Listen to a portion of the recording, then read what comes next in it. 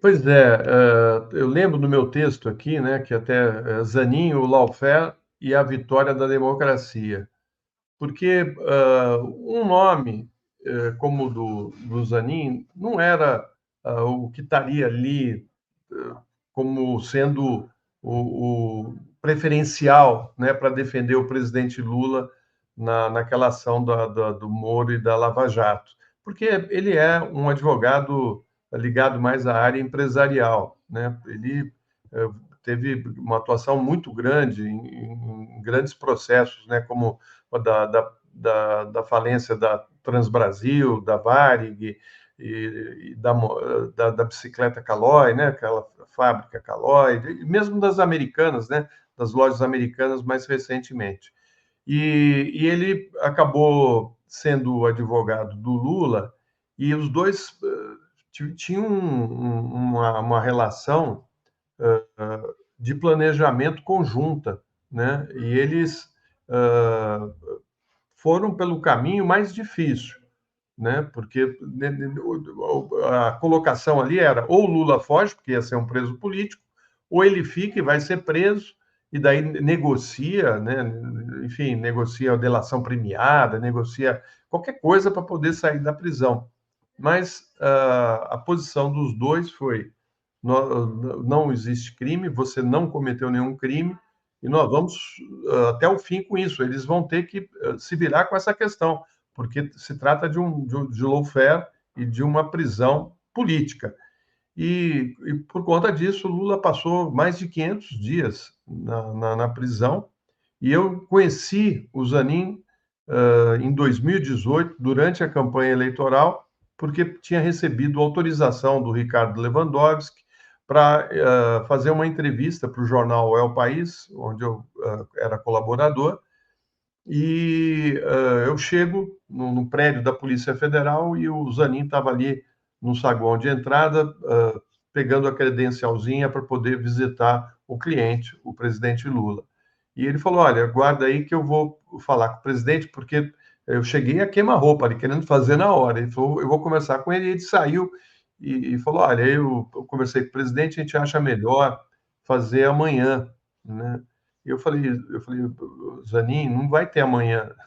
A pressão dos militares é muito grande e eles não querem que o Lula dê entrevista, né? A gente tem que aproveitar e fazer agora. Por quê? Porque mesmo que a justiça do país proíba a exibição aqui no Brasil, ela não atinge a Espanha. Então a entrevista vai para o mundo. E vale essa entrevista para o mundo, porque a entrevista indo para o mundo vem por outros caminhos, volta para o Brasil, né? Mas eles acharam melhor não, porque tinha a Mônica Bergamo também. Então eles queriam esperar a Mônica chegar e no final não deu outra. No fim daquele dia, o Toffoli já tinha cassado a liminar e perdemos o direito de fazer a entrevista, e só foi feita em 2019. E o Lula, já na entrevista, mostra ali a, a, a tristeza, né, da solidão, do isolamento, né? Mas eles seguraram firme. E na entrevista ele fala isso: eu saio daqui como entrei, de cabeça erguida.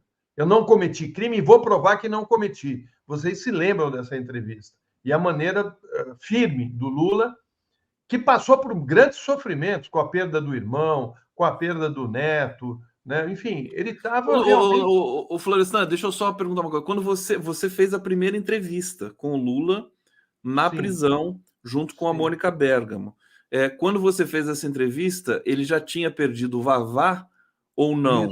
Agora, o Neto ainda não, né? Não, tinha perdido o Já neto. tinha perdido o Neto? Tanto que eu faço a pergunta para ele do Ah, irmão tá. Eu e não me do neto. lembrava. O irmão era irmão quase como o pai, porque era o irmão mais velho dele, né?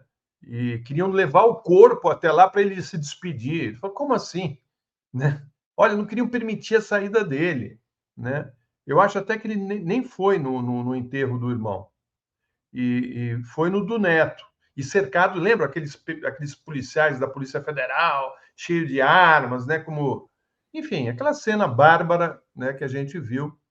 E aí eu falo no meu artigo que só grandes homens são capazes de ficar nesse isolamento e ficar de cabeça erguida, falando: eu não cometi crime e não vou abrir mão da minha inocência para satisfazer o juiz e o lawfare que ele impôs ao ex-presidente, porque o objetivo era tirar ele da eleição para abrir caminho para o Bolsonaro e para a extrema-direita. Aquilo tudo foi planejado, inclusive o golpe contra a presidenta Dilma. O Zanin foi muito responsável por tudo isso, né? Porque ele foi persistente, ele nunca perdeu a firmeza dele. Você vê que nos embates com o Moro foi deselegante, grosso, assim, tinha um posicionamento muito ruim. O Zanin sempre de cabeça erguida, ele parecia um lorde, né? Ele tinha aquela postura Sempre com britânica. tiradas, inclusive tiradas muito expressivas para cima do Moro. O Moro era autoritário, deselegante, e o Zanin não vergava, né? Era Não, impressionante. nem ele, nem o cliente, né, Nem dele. cliente. Os dois. Fizeram uma dobradinha incrível.